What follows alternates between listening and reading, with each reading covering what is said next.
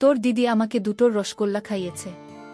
খুব বর ভালো লেগেছে। তোর দিদি খুব ভালো রে, তুই ভাগ্য করে একটা দিদি পেয়েছিস। শুধু রসগোল্লা রসটা খেতে পারলাম না রে। কাকা হাঁড়ি থেকে গুড়ের রস বের করছে আর খাচ্ছে। খেতে খেতে বলল, কেমন লাগলো রে রূপালি? দিদি কিছু না বলে কাকার মুখের দিকে চেয়ে কি একটা জানি ইশারা করল। তারপর কাকার সঙ্গে সঙ্গে উঠে দাঁড়াল। বন্ধুরা, আজকে যে গল্পটি বলব সেই গল্পটি আমার দিদির। আমাদের ফ্যামিলিতে বর্তমানে 3 জন থাকি। আমি, মা আর দিদি। বাবা গত হয়েছে এই মাস 3 হলো। আমার নাম রবি হালদার, বয়স 20 বছর।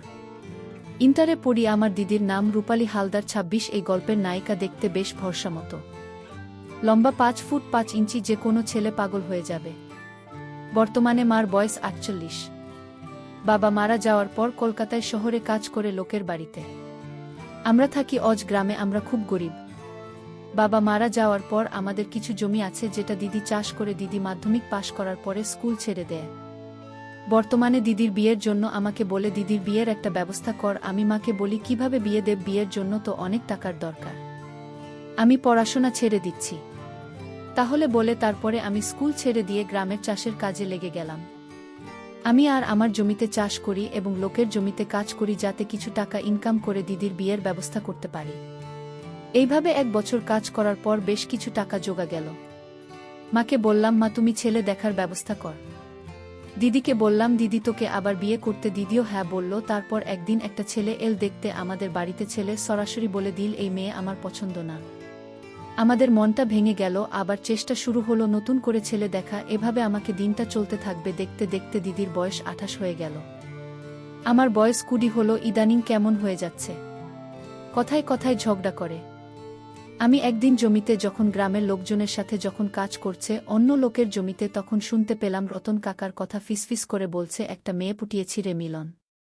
মিলন কাকা বলল, কে? আমাদের গ্রামে আছে এমন সুন্দরী? আমাদের গ্রামে তো একটাই আছে, রবির দিদি। রতন কাকা বলল, পরে বলব, সুযোগ পেলে তোকেও দেব ভাগ। আমি এদের কথাবার্তা পুরোপুরি বুঝতে পেলাম না, তাই নিজের মন দিলাম। তারপর আমি বাড়িতে গিয়ে শুনলাম দিদি আগামীকাল ওর বান্ধবীর ছেলে জন্মদিন, সেখানে যাবে।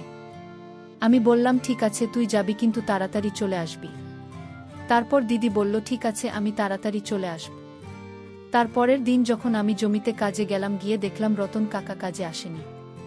আমি মিলন কাকাকে জিজ্ঞাসা করতে বলল, রতন আজকে মধু খেতে গেছে। ওর কাছে রতন কাকা হলো আমাদের গ্রামে একজন গরিব মানুষ। আমাদের মতো বিয়ে হয়নি এখনো, মানে বিয়ে করিনি। গ্রামে নষ্ট পড়া, এক কথায় খারাপ লোক। রতন কাকার বয়স বর্তমানে 40। দেখতে সম্পূর্ণ কালো, কিন্তু একটা তেজ আছে, প্রচুর ক্ষমতা। তারপর আমি কাজ করে বাড়িতে এসে দেখি দিদি নিমন্ত্রণ বাড়ি চলে গেছে। রাত 10টা বেজে গেল, এখনো দিদির বাড়িতে এল না নিমন্ত্রণ বাড়ি থেকে। তাই ভাবলাম একটু এগিয়ে দেখি। আর গ্রামের দিকে রাত 10টা, মনে অনেক রাত। আমি হাঁটতে হাঁটতে এগিয়ে গেলাম বাজারের মোড়ের দিকে। গ্রামের রাস্তায় একটা মানুষের জন দেখা যাচ্ছে না। এরকম কিছু দূর যাওয়ার পর দেখতে পেলাম 2টা মানুষ দাঁড়িয়ে আছে। কাছে যেতে দেখি দিদি আর রতন কাকা দাঁড়িয়ে। আমি বললাম, এত রাত হলো তোর? দিদি বলল, কোনো গাড়ি পাচ্ছিলাম না, তাই দেরি হয়ে গেল। আর আস্তে আস্তে রতন কাকার সঙ্গে দেখা হয়ে গেলে, তাই রতন কাকা আমি একসঙ্গে আসছি। আমি রতন কাকাকে জিজ্ঞাসা করলাম, কাকা তুমি কোথায় গিয়েছিলে?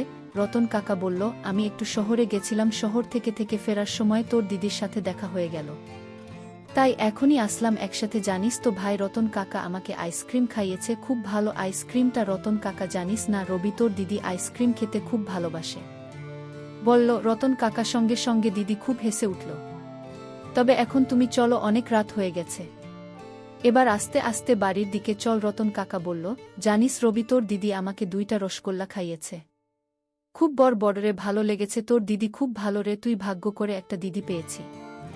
শুধু রসগোল্লা রসটা খেতে পারলাম না রে। আমি বললাম, কেন কাকা? তখন রতন কাকা বলল, ওই তাড়াতাড়ি খেতে গিয়ে পড়ে গেছে। দিদি বলল, তখন চিন্তা করো না কাকা, আমি আবার রসগোল্লা তোমাকে খাওয়াবো, সঙ্গে অনেক কিছু। এই কথা বলে দিদি মুচকে মুচকে হাসছিল। তারপর আমি আর দিদি বাড়িতে চলে এলাম। এসে দিদি শুয়ে পড়ল, আমিও পাশের ঘরে শুয়ে পড়লাম। আমাদের ঘরের পরিচয়টা দিয়ে এবার আমাদের 2টা মাটির ঘর। একটা ঘরে দিদি থাকে, একটা ঘরে আমি থাকি। আগে মা যদি একসাথে থাকতো, মা যেহেতু শহরের লোকের বাড়ি কাজ করে, তাই সপ্তাহে একবার করে এসে বাড়িতে। সকালে আমি আবার লোকের জমিতে কাজ করত। বেরিয়ে গেলাম, দেখলাম রতন কাকা মিলন কাকা খুব হাসাহাসি করছে। তারপর আমার কাছে এসে বলল, রবি, একটা কথা বলবো। আমি বললাম, বলে, তোর দিদিকে আর জমিতে কাজে পাঠাস না। আমি বললাম, কেন? তখন কাকা বলল, বড় হয়েছিস, দিদিকে কেন জমিতে পাঠাচ্ছে? আমাকে বলতে পারিস, তোর দিদির কাজগুলো আমি করে দিতে পারি। ঠিক আছে, ভেবে দেখব। তারপর আমি বাড়িতে চলে এলাম। দিদিকে বলতে দিদি বলল, হ্যাঁ রে ভাই, আমারও খুব কষ্ট হয় জমিতে কাজ করতে। রতন কথা খুব ভালো। তুই তো কোনোদিন বুঝিসনি আমার মনের কথা, আমার মনের কষ্টের কথা ঠিক বুঝেছে রতন কাকা। রতন কাকা খুব ভালো। তারপর হঠাৎ রাত ৮টার সময় আমরা যখন ভাত খাচ্ছিলাম রাতের, তখন রতন কাকা এল আমাদের বাড়িতে। আমি জিজ্ঞাসা করলাম, কাকা এত রাতে? কাকা বলল, আমার ঘরটা ভেঙে গেছে, কোথায় থাকো এই বর্ষার কালে রাতে, তাই ভাবলাম তোদের কাছে ছুটে এলাম। আমি জানি তোরা খুব ভালো, কাকাকে ফেলে দিবি না, এই অসহায় কাকাকে। কিন্তু ওর কাকা, আমাদের 2টা ঘর থাকবে কোথায়? কাকা, তুমি ওইসব নিয়ে চিন্তা করতে হবে না। আমি কালকে তোর দিদির ঘরের পাশে একটা ঘর করে নেব। তোর দিদি আর জমিতে কাজ করতে যেতে হবে না। আমি তোদেরকে দেখাশোনা করব। দিদি বলল, তুই কাকা, তুমি আমাদের বাড়িতে থাকবে, এতে খুবই ভালো হবে। আমি বললাম, একটু ভেবে দেখি কাকা। তারপর কাকা চলে গেল। দিদি আমাকে বোঝাতে লাগলো, দেখ ভাই, কাকা যদি আমাদের বাড়িতে থাকে তাহলে আমাদের অনেক সুবিধা হবে।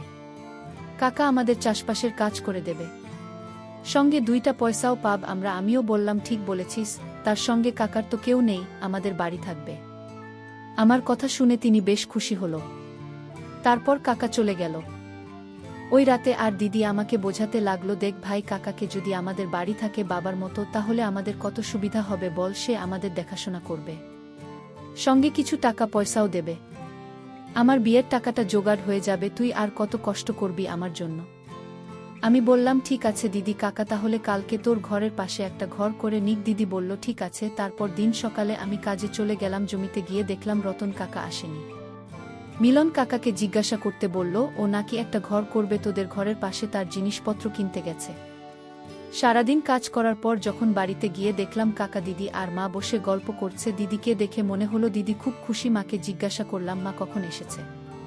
মা বলল, এই দুপুরবেলা দিকে এসেছি। তাহলে রতন আমাদের বাড়ি থাকছে, যাক ভালোই হলো, তোর পাশে একটা লোক হলো থাকার মতো, যে তোর বাবার মতো খেয়াল রাখবে। আমি কাল সকালে আবার চলে যাব শহরে, তোর দিদিকে খেয়াল রাখিস। রতন কাকা তখন বলল, চিন্তা করতে হবে না, রূপালীকে আমি খুব খুব খেয়াল রাখো, দিন রাত খেয়াল রাখব। দিদি তখন বলল, কাকা আমার খুব খেয়াল রাখে, দেখো না আজকের আমার জন্য কত খাবার এনেছে বাজার থেকে, আর আমার জন্য শাড়ি কিনে এনেছে। তারপর খাওয়া দাওয়া করে আমরা শুয়ে পড়লাম, আর রতন কাকা বাড়ি চলে গেল। সকালে যখন কাজে যাব বেরোলাম, তখন দেখি রতন কাকা আর দিদি। আমি বললাম, কাকা এত সকালে? কাকা বলল, এই তোর দিদির ঘরের পাশে ঘরটা আজকে তৈরি করব। বললাম, ঠিক আছে করো। আমি কাজে চলে গেলাম। তারপর আমি কাজে চলে গেলাম, কাজ করছি। এমন সময় মিলন কাকা বলল, হ্যাঁ রে রবি, তোর দিদির বিয়ে দিবি না? বয়স তো অনেক হলো। আমি বললাম, দেব তো ভালো ছেলেপালে দেব। মিলন কাকা বলল, মেয়েদের বয়স বাড়লে কিছু অঘটন ঘটায় না, যেন দেখিস। আমি ভাবলাম, কি আর অঘটন ঘটাবে? মিলন কাকা তখন বলল, পরে বুঝবি, পারলে তো দিদির বিয়ে দিয়ে। আমি বললাম, চেষ্টা তো করছি। সারাদিন কাজ করার পর যখন বাড়িতে গেলাম, দেখলাম ঘরটা পুরো সম্পন্ন হয়ে গেছে, এবং দিদির ঘরের সঙ্গে কাকার ঘরে একটা দরজা আছে, মানে কাকার ঘরে থেকে দিদির ঘরে যাওয়া যাবে। আমি বললাম, কাকা কবে থেকেই ঘরে তুমি থাকবে? দিদি বলল, কাকা আজকে থেকেই আমাদের বাড়ি থেকে যাবে। তারপর আমি কাকা দিদি খাওয়া দাওয়া করে শুয়ে পড়লাম। আমি একটা আলাদা ঘরে থাকি, দিদি একটা আলাদা ঘরে থাকে, আর কাকা আলাদা ঘরে থাকে। সকালে উঠে দেখি এখনো কাকা উঠল না। দিদি উঠেছে সকালে, কাকা ঘুমাচ্ছে। এখন ডাকতে হবে না, সারাদিন অনেক কাজ করেছে, আজকে কাজে যাবে না। মনে হয় কাকা তুই চলে যা। আমিও কাজে চলে গেলাম। সারাদিন পর যখন বাড়িতে এলাম, দেখি দিদি আর কাকা বাড়িতে নেই। কিছুক্ষণ বসে থাকার পর দিদি আর কাকা বাড়িতে এল। জিজ্ঞাসা করতে বলল, একটু বাজারে গেছিলাম, কিছু কেনাকাটি করার ছিল। তারপরে খাওয়া দাওয়া করে শুয়ে পড়লাম। এইভাবে বেশ কিছুদিন যাওয়ার পর দিদির মধ্যে একটা আলাদা পরিবর্তন দেখতে পেলাম। দিদি সবসময় হাসি খুশি থাকে।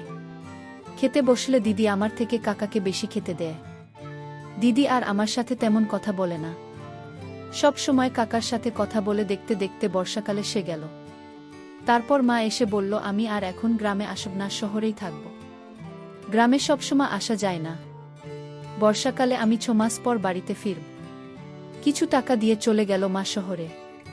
ও ঘর বর্ষা নেমে গেল, সব সময় বৃষ্টি হচ্ছে। তো একদিন রাতে যখন ঘুমাচ্ছে, হঠাৎ আকাশটা খুব জোর ডেকে উঠল।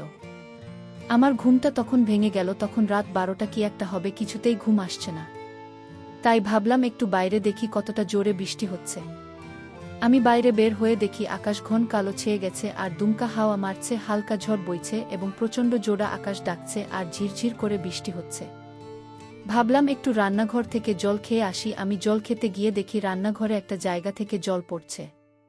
ভাবলাম দিদিকে ডেকে বলি এই জায়গাটা কালকের একটু সারিয়ে নেওয়ার দরকার আছে, যাতে জল না পড়ে। দিদির ঘরে ঢুকে দেখি দিদি নেই। তারপর পাশে দেখি কাকার ঘরের সাথে দিদির ঘরে দরজা ছিল, সেটা খোলা। আমি দরজার কাছে যেতে দেখি কাকার ঘরে একটা ছোট্ট হারকিনের আলো জ্বলছে। তারপর কাকার ঘরে ঢুকতে যাব, দেখি দিদি শুয়ে আছে আর কাকা দিদির মাথা ধরে বসে সর্ষে তেল দিয়ে মালিশ করে দিচ্ছে। আমি ঘরে ঢুকতে গিয়ে ঢুকলাম না এবং বেরিয়ে এলাম। আর ভাবলাম এসব কি হচ্ছে, বাবার বয়সী কাকা আর দিদি এসব কি করছে। তারপর যেন মাথার মধ্যে ভনভন করে ঘুরতে রইল। তারপর আমি বেরিয়ে এলাম, কি করব বুঝতে পারলাম না। তারপরে চিন্তা করলাম কি করছো ওরা, আমি সেটা দেখব, কিন্তু কিভাবে দেখব। আস্তে আস্তে আমি রান্না করে গেলাম। রান্নাঘরের বেডার ফাঁকা থেকে দেখলাম দিদি মুচকি মুচকি হাসছে আর কি বলছে, আর কাকা রাগ দেখাচ্ছে। তারপর হঠাৎ দিদি বলে উঠল, কাকা তুমি অনেক দক্ষ কারিগর। তারপর কাকা কি একটা বলল, আমি ঠিক শুনতে পেলাম না। তারপর মনে হলো ওরা কি বলছে শুনতে হবে। তারপরে বাইরে এলাম, বাইরে এসে দেখলাম জানালা দেয়া কাকার ঘরে। আমি আস্তে করে জানালাটা চাপ দিতে কিছুটা খুলে গেল এবং কাছ থেকে স্পষ্ট দেখা যাচ্ছে দিদির মুখটা। কাকা মাথায় তেল মালিশ করছে আর বলছে, এভাবে তোর অনেক ভাল লাগবে। দিদি তখন বলল, কাকা তুমি আছো বলেই আমার কোনো চিন্তা নেই।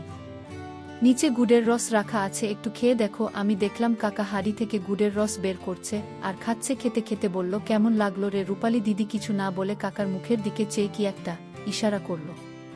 তারপর কাকা সঙ্গে সঙ্গে উঠে দাঁড়াল। হঠাৎ খুব জোরে বিদ্যুৎ চমকাল। আমি পিছন দিকে তাকিয়ে দেখি খুব জোরে বৃষ্টি এসেছে।